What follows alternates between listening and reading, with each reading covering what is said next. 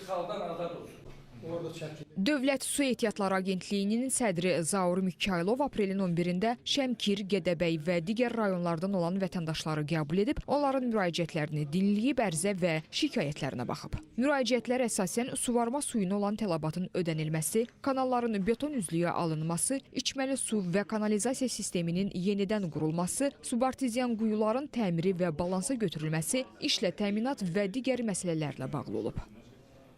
Bu günləri Cənab Sədrin qəbulunda olmuşam.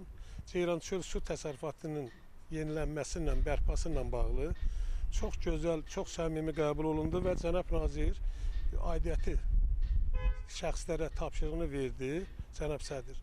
Verdi ki, o həmin layihənin davamı olaraq layihə institutundan nümayəndələr təqdim çağırılsın, yenidən baxılsın və bəli, Ceyrançöl su təsərrüfatının yeni bərpa olunmasına köməklik göstərsin. Bizdə arxları təmizlənmişdir. Melorasiya su təşkilatı tərəfindən göllər qayırılıbdır. İstərdim ki, müraciətimi bildirdim ki, göllərə nasos qoyulsun. O başqa bir sahələr var, onlar da daha gözəl sulansın. Cənab sədrimiz müraciətimi qəbul elədi və öz tapşırığını bildirdi. Vətəndaşların müraciətlərinin bir qismi yerindəcə həllini tapıb, qaldırılan bəzi məsələlər isə araşdırılması üçün nəzarətə götürülüb.